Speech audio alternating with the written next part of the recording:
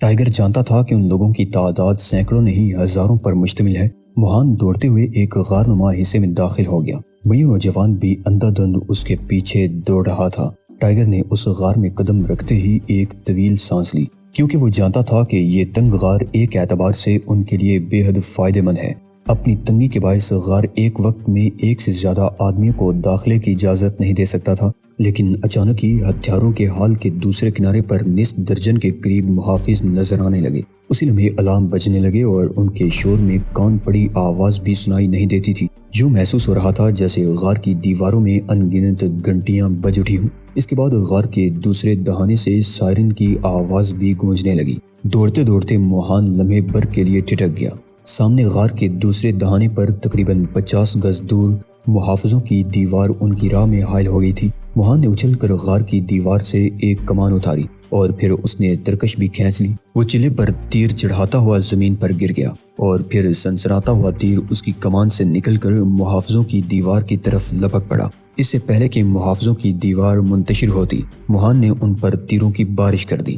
یہ بڑی مہارت کا کام تھا۔ تیر ایک کے بعد دوسرا اس کی کمان سے نکل رہا تھا اور ہر بار ایک آدھ چیخ سے غار گونج اٹھتا تھا۔ عقب سے آنے والا کاشی اب ٹائیگر کے بہت قریب پہنچ چکا تھا۔ اس نے جست لگائی اور خنجر سے حملہ کیا۔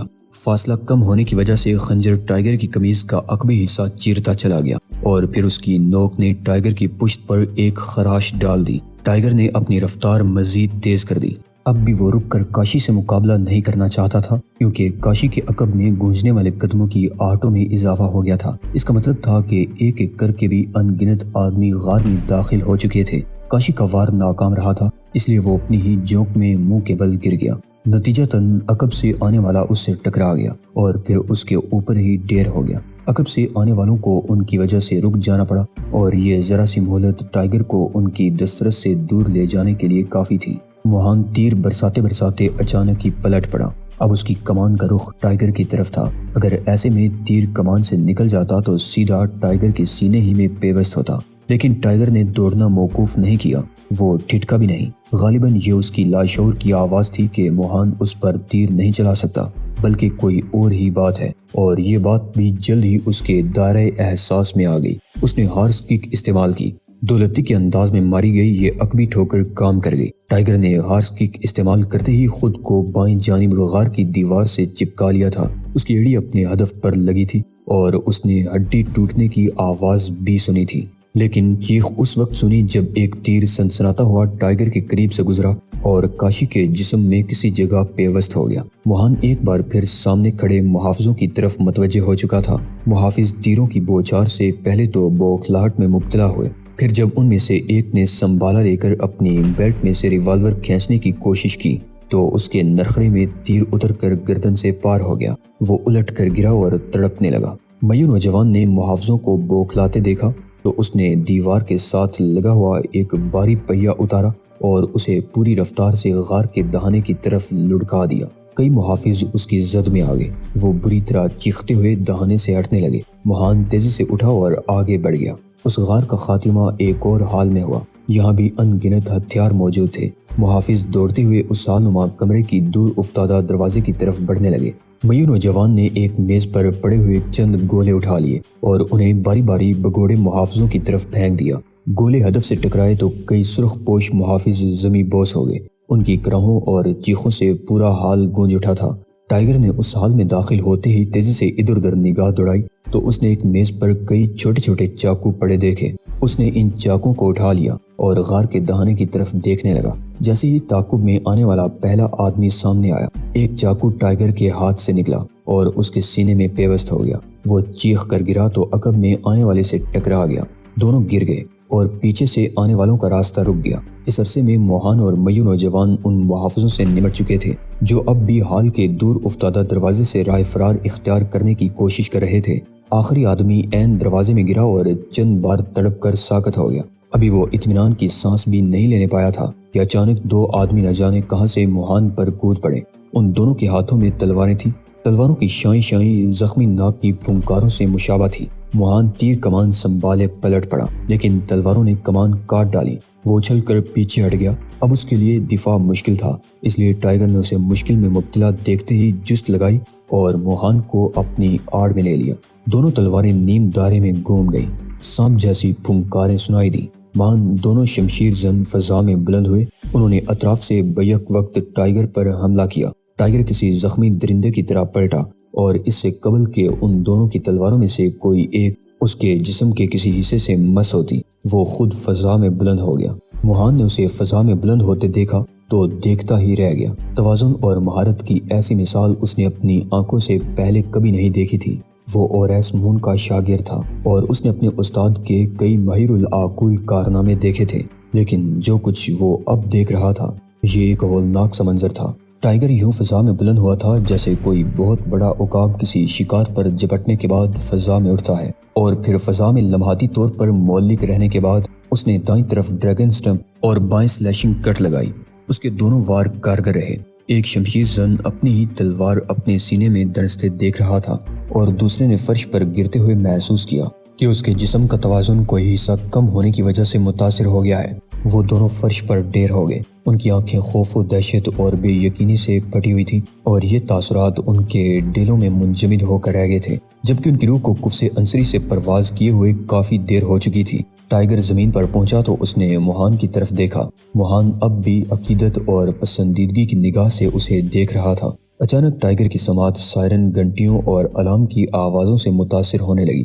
اب تک اس نے اس طرف کوئی خاص توجہ نہیں دی تھی، لیکن توجہ مبذول ہوتے ہی اسے یوں محسوس ہونے لگا جیسے اس کے کان ان آوازوں کی شدت سے بہرے ہو جائیں گے، اور اسی ساتھ ٹائیگر کے ذہن میں یہ خیال کسی شعلے کی طرح لپک پڑا کہ ان سائرنوں کی آواز سن کر فانگ پر کیا اثر ہوا ہوگا، کیا وہ سونی کو کہیں چھپا دے گا؟ ان خیالوں کا اسے فوری طور پر کوئی جواب نہ سوچ سکا، کیونکہ وہ اگلے لمحے میوں نوجوان کی طرف متوجہ ہو گیا تھا۔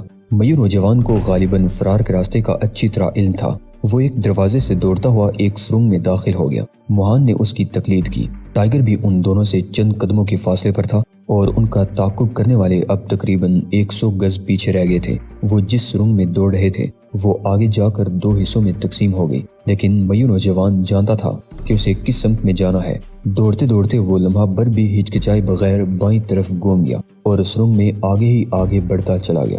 اس سرنگ کا اختتام ایک آہنی دروازے پر ہوا۔ میوں نوجوان نے تیزی سے وہ دروازہ کھولا اور جیسے ہی ٹائیگر اور موہان دروازے سے نکلے اس نے دروازہ بند کر دیا اور ویل گھما کر اسے مقفل کر دیا۔ اب ان کا تعاقب کرنے والے اس بھاری بھرکم آہنی دروازے کو توڑے بغیر ان کا تعاقب برقرار نہیں رکھ سکتے تھے، اور یہ دروازہ توڑنا کوئی آسان کام نہیں تھا۔ ٹائیگر کا ذہن تیزی سے کام کر رہا تھا۔ وہ سوچ رہا تھا کہ صرف 5 منٹ قبل میوں نوجوان اور موہان شیطان کے پجاری کا ساتھ دے رہے تھے، اور پھر یکایک ان دونوں میں ایک ایسی انقلابی تبدیلی رونما ہوئی کہ وہ مخالف ہو گئے۔ اسی طرح سونی کو فانگ کی ملکہ بنے صرف 10 منٹ گزرے تھے۔ اب اسے احساس ہو رہا تھا کہ موہان اور میوں نوجوان نے سونی کو کیوں بچانے کی کوشش نہیں کی تھی۔ اگر وہ ایسا کرتے تو اس وقت فرار ہو کر یہاں تک ہرگز نہیں پہنچ سکتے تھے، کیونکہ قربان گاہ میں موجود ہزاروں میوں نوجوان اور کنگ فو ماسٹر ان کے مقابلے پر موجود تھے۔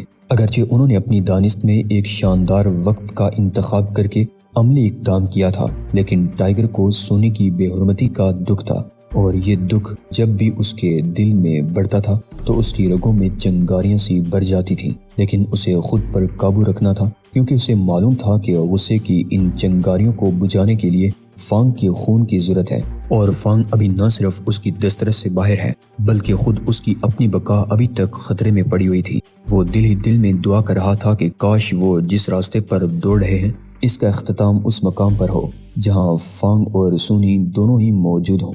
تعاقب کرنے والوں کے سلسلے میں اب اسے کافی حد تک اطمینان ہو گیا تھا۔ وہ ایک تنگ سے راستے میں پھنس کر رہ گئے تھے۔ وہ تیز رفتاری سے ان کا پیچھا نہیں کر سکتے تھے، اور پھر ان کی راہ میں ایک غیر معمولی مضبوط آہنی دروازہ بھی حائل ہو چکا تھا۔ میوں نوجوان کے انداز سے پتہ چلتا تھا کہ وہ کسی خاص سمت میں جا رہا ہے۔ ممکن ہے وہ کوئی ایسا خفیہ راستہ جانتا ہو جس کے ذریعے اس جادو نگری سے نکلنا آسان ہو۔ ٹائیگر سوچ رہا تھا کہ کیا وہ سونی کو فانگ جیسے درندے کے رحم و کرم پر چھوڑ کر یہاں سے چلا جائے گا۔ وہ اس وقت جس سرنگ میں دوڑ رہے تھے وہ آگے جا کر ایک بار پھر 2 حصوں میں تقسیم ہو گئی۔ اس مرتبہ میوں نوجوان نے دائیں طرف دوڑنا جاری رکھا۔ 15 گز کے فاصلے تک یہ سرنگ تنگ رہی، پھر اس کی کشادگی آتی چلی گئی، اور پھر وہ ایک خاص کمرے میں جا پہنچے اس کمرے میں خاص محافظ تھے۔ تمام محافظ رائفلوں اور ریوالوروں میں گولیاں بھر رہے تھے۔ غالباً سائرن کی آوازوں نے انہیں تیار رہنے پر مجبور کر دیا تھا، لیکن ان تینوں کی اس کمرے میں آمد اس قدر اچانک اور ناگہانی تھی کہ سارے محافظ حیرت زدہ رہ گئے۔ میوں نوجوان نے دوڑ کر ان کے سرغنہ پر حملہ کر دیا۔ وہ ریوالور والا ہاتھ اٹھا کر فائر کرنا ہی چاہتا تھا کہ اس کی کلائی ٹوٹ کر لٹک گئی۔ اسی لمحے ٹائیگر نے اوپر تلے 4 چاقو پھینکے۔ یہ چاقو وہ آتے وقت اٹھا لایا تھا اور اس وقت ٹائیگر کے لبادے میں محفوظ تھے۔ چاروں چاقو اپنے ہدف پر لگے اور چاروں محافظ موت کے منہ میں اتر گئے۔ موہان جس شخص کے قریب تھا اس کی کھوپڑی پاش پاش ہو گئی۔ سب محافظ اپنی اپنی جگہ ساکت ہو گئے۔ اچانک ٹائیگر کی نگاہ ایک میوں نوجوان پر پڑی۔ وہ بڑے ہی محتاط اور غیر محسوس انداز میں ریوالور اٹھا کر میوں نوجوان کا نشانہ لے رہا تھا۔ اسی لمحے ٹائیگر کی انگلیوں سے ایک اور چاقو نکلا اور اڑتا ہوا اس نوجوان کی بائیں آنکھ میں پیوست ہو گیا۔ مان ٹائیگر کی نگاہ AK-47 نامی مشین گن پر پڑی۔ ایک نوجوان اس میں کلپ لگانے کی کوشش کر رہا تھا۔ ٹائیگر تیزی سے اس طرف لپکا تو ایک جاپانی نژاد شخص اس کی راہ میں حائل ہو گیا۔ اسی لمحے ایک اور شخص بھی اس کے ساتھ مل گیا۔ انہوں نے رائفلوں کو ڈنڈوں کے انداز میں تھام رکھا تھا اور وہ لٹ بازوں کی طرح حملہ ور ہو رہے تھے۔ ایک رائفل پوری شدت سے ٹائیگر کی کھوپڑی کی طرف آئی۔ ٹائیگر نیچے چلا گیا۔ بیٹھتے بیٹھتے اس نے ایلیفینٹ کک لگائی۔ ہدف اس جاپانی کی ناف کا زیریں حصہ تھا۔ جیسے ہی جاپانی کی رائفل اس کے قریب آئی اس نے کندھے پر ہاتھ ڈال دیا۔ اگلی ساتھ اس کی انگلی ٹریگر پر تھی اور رائفل کا رخ دوسرے حملہ ور کی طرف تھا۔ گولی اس شخص کی پیشانی پر لگی اور اس کی کھوپڑی کے عقبی حصے میں روشن دان کھل گیا، جس سے خون کے ساتھ گودا بھی بہنے لگا۔ ٹائیگر اب AK-47 پر قبضہ جما چکا تھا۔ حالانکہ یہ مشین گن اپنے مالک کے ہاتھ سے گر چکی تھی، وہیں سے ٹائیگر نے لیور دبایا اور ٹخنوں کی سطح پر گولیوں کی بوچھار کر دی۔ حال میں ان گنت چیخیں گونج اٹھی۔ کئی آدمی آندھی میں گرنے والے درختوں کی طرح گرتے چلے گئے۔ اس چیمبر سے نکاسی کے 5 دروازے تھے۔ ٹائیگر نے میوں نوجوان کی طرف دیکھا۔ اس نے میوں نوجوان کا رخ سمجھ لیا۔ وہ ایک مخصوص دروازے کی طرف بڑھ رہا تھا، لیکن چونکہ راستے میں بار بار کوئی نہ کوئی حائل ہو جاتا، اس لیے اسے آگے بڑھنے میں خاصی دشواری ہو رہی تھی۔ میوں نوجوان کے ہاتھ میں ایک پستول دبا ہوا تھا، لیکن وہ زیادہ تر حملے پستول کے دستے یا اس کی نال سے کر رہا تھا۔ علاوہ ازیں اس کی ٹھوکریں، کوہنیاں اور خالی ہاتھ کی چوٹیں بھی اپنا کام کرنے میں مصروف تھیں۔ وہ صرف اسی وقت فائر کرتا جب اسے کوئی دوسرا داؤ استعمال کرنے کی مہلت نہیں ملتی تھی۔ ٹائیگر تیزی سے اس کی مدد کے لیے لپکا۔ اب وہ اس کی پشت سے پشت ملا کر لڑ رہا تھا۔ جلد ہی کمرے میں موجود محافظوں کے چھکے چھوٹ گئے۔ ان میں سے بیشتر نے پسپا ہو کر چیمبر کے دیگر دروازوں کی طرف کھسکنا شروع کر دیا تھا۔ چند ایک موہان سے اب بھی الجھے ہوئے تھے، لیکن وہ باری باری انہیں بھی ناکارہ کرتا جا رہا تھا۔ ٹائیگر نے فوری طور پر محسوس کیا کہ بھاگتے ہوئے محافظ ایک دروازے کے علاوہ باقی تمام دروازوں کی طرف دوڑ رہے ہیں۔ اس نے کنکھیوں سے اس دروازے کی طرف دیکھا۔ یہ وہی دروازہ تھا جس کی طرف میوں نوجوان بڑھنے کی کوشش کر رہا تھا۔ یہ آہنی دروازہ بھاری بھرکم ہونے کے علاوہ مکفل بھی نظر آ رہا تھا۔ جیسے ہی ٹائیگر اور میوں نوجوان یکجا ہوئے، موہان کے ہاتھ کہیں سے ایک سب مشین گن لگ گئی۔ اس نے مشین گن سے دہتا ہوا سیسہ اگلنا شروع کر دیا۔ گولیاں ان دروازوں کی طرف چلائی جا رہی تھیں جن کی طرف محافظ بھاگ رہے تھے۔ یہی دروازہ ہے، میوں نوجوان نے کہا۔ اتنی بھاگ دوڑ اور مشقت کے باوجود وہ ذرا سا بھی نہیں ہانپ رہا تھا۔ اس دروازے سے انڈر ورلڈ کے شہنشاہ تک پہنچا جا سکتا ہے۔ فانگ اور سونی، ٹائیگر کے حلق سے خفیف سی غراہٹ نکل گئی۔ میوں نوجوان نے اس بات میں سر ہلا کر تائید کر دی۔ ٹائیگر نے اپنا ہتھیار سیدھا کیا اور دروازے پر گولیوں کی بوچھار کر دی۔ گولیاں آہنی دروازے سے ٹکراتی رہیں۔ سٹیل اور شیشے کے تصادم سے خوفناک آوازیں ابھرتی رہیں، لیکن دروازہ ٹس سے مس نہ ہوا۔ گولیاں اسے نقصان پہنچانے سے قاصر رہی تھی۔ ٹائیگر نے جلا کر ریوالور کا رخ بدل دیا۔ اس نے متلاشی نگاہوں سے ادھر ادھر دیکھا، پھر اس کی آنکھیں کسی چیز پر جم گئی۔ وہ آہستہ آہستہ اس چیز کی طرف بڑھا اور پھر اسے اٹھا کر جائزہ لینے لگا۔ وہ اس وقت 2 مردہ آدمیوں کے قریب کھڑا تھا۔ ان دونوں کے جسموں پر فوجی وردی تھی۔ ان کے کندھوں پر جو تھیلے تھے، ٹائیگر نے انہیں ٹٹول کر ہی وہ چیز برآمد کی تھی۔ یہ ہینڈ گرنیڈ تھے۔ موہان تیزی سے ہٹ گیا اور ٹائیگر نے گرنیڈ کی پن نکال لی۔ اگلے ہی لمحے گرنیڈ اس کے ہاتھ سے نکل کر دروازے کی طرف اڑا تو ٹائیگر نے کانوں میں انگلیاں ٹھونس لی اور موہان کے تعاقب میں ایک اور دروازے کی طرف دوڑ پڑا۔ میوں نوجوان اسے پہلے ہی نکل چکا تھا۔ کان پھاڑ دھماکہ ہوا، ٹکڑے گرنے کی آوازوں سے کمرہ گونج اٹھا۔ چند ساتوں کے بعد ٹائیگر اور اس کے ساتھی کمرے میں داخل ہوئے تو اسٹیل کا دروازہ بری طرح چرمرا کر قبضوں کے سہارے جول رہا تھا۔ اس دوران میں محافظ ایک بار پھر ہمت مجتمع کر کے ان پر حملہ ور ہونے کا پروگرام بنا چکے تھے۔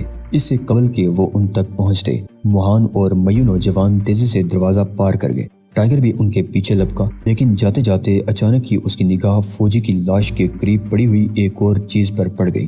یہ لاش اسٹیل کے دروازے سے قریب تر تھی، اس لیے دستی بم کی وجہ سے اس کے چیتھڑے اڑ گئے تھے، لیکن اس کے قریب ہی کیانوس کا ایک تھیلا ابھی تک محفوظ پڑا تھا اور ٹائیگر کی نگاہ اسی پر جمی ہوئی تھی۔ یہ تھیلا کھلا ہوا تھا اور اس میں سے ایک گیس ماسک جھانک رہا تھا۔ ٹائیگر نے اپنے ساتھیوں کو اشارہ کیا اور بتایا کہ انہیں اس چیز کی ضرورت پڑ سکتی ہے۔ مسلح محافظ ابھی ان سے کافی دور تھے، لیکن ان کے پاس زیادہ وقت نہیں تھا۔ ٹائیگر نے جلدی جلدی 3 گیس ماسک تلاش کیے۔ اس دوران میں اس نے چند دستی بم بھی ایک تھیلے میں ٹھونس لیے، جبکہ میو نوجوان اور موہان نے کچھ اور اسلحہ جمع کر لیا تھا۔ اب وہاں ایک لمحے کے لیے بھی رکنا خطرناک تھا، کیونکہ محافظوں نے ان پر نگاہ پڑتے ہی فائرنگ شروع کر دی تھی۔ موہان اور میو نوجوان دونوں تیزی سے دروازے سے داخل ہوئے اور پھر ٹائیگر کے آتے ہی انہوں نے دروازہ بند کر دیا، لیکن یہ دروازہ چند لمحوں سے زیادہ ان کے تعاقب کرنے والوں کو نہیں روک سکتا تھا، کیونکہ اس کی حالت خاصی مخدوش تھی۔ دروازے کے بعد ایک تنگ سی سرنگ پھیلی ہوئی تھی، وہ اس میں دوڑتے چلے گئے۔ ابتدائی 50 قدموں تک تو انہیں سرنگ میں جلتی ہوئی مشالوں کی روشنی میسر رہی، پھر تاریکی کا راج تھا۔ وہ اس تاریک سرنگ میں آگے پیچھے دوڑتے رہے، حتیٰ کہ ایک موڑ پر انہیں سرخ روشنیوں کی چکا چن محسوس ہوئی۔ رک جاؤ، ٹائیگر غرایا۔ میو نوجوان اور موہان جہاں تھے وہیں منجمد ہو گئے۔ ٹائیگر اب ان دونوں کے آگے تھا۔ اس نے راستے کا جائزہ لیا۔ یہ سرنگ کا حصہ 3 فٹ سے زیادہ کشادہ نہیں تھا۔ دیواروں پر چڑھ جاؤ، ٹائیگر نے کہا۔ اس کے ساتھیوں نے کوئی تعارض کیے بغیر اس کی بات پر عمل کیا۔ اپنے پیروں کو زمین سے ہر ممکن اوپر رکھنے کی کوشش کرو، ٹائیگر نے کہا۔ اس کے ساتھی دیواروں پر چڑھ گئے اور اس طرح انہوں نے زمین اور اپنے پیروں کے درمیان 2 فٹ کا فاصلہ قائم کر لیا۔ ٹائیگر نے موہان کے ہاتھ سے مشین گن لی اور چاروں طرف کونوں خدروں میں فائرنگ شروع کر دی۔ اس کی فائرنگ کا فوری رد عمل ہوا۔ جواباً اوپر تلے 3 دھماکے سنائی دیے۔ یہاں سے آگے بارودی سرنگیں بچھی ہوئی ہیں، ٹائیگر نے ایک طویل سانس لے کر کہا۔ میرا خیال ہے یہ جو جا بجا گندگی کے ڈھیر نظر آ رہے ہیں، بارودی سرنگوں کا جال ہی ہے۔ ٹائیگر نے قرب و جوار کی بارودی سرنگیں تو مشین گن کی فائرنگ سے اڑا دی تھی، لیکن اب بھی وہ مطمئن نہیں تھا۔ وہ اپنے ساتھیوں کے ساتھ آگے بڑھا، لیکن تھوڑے تھوڑے وقفے سے رک جاتا اور آگے فائرنگ کیے بغیر کوئی قدم نہ اٹھاتا۔ اسی احتیاط سے آگے بڑھتے رہے۔ انہیں اب آگے بڑھنے میں خاصی دیر لگ رہی تھی۔ تعاقب کرنے والے اسٹیل کا دروازہ کھول کر اب سرنگ میں داخل ہو چکے تھے اور کسی بھی لمحے ان کے سروں پر پہنچ سکتے تھے۔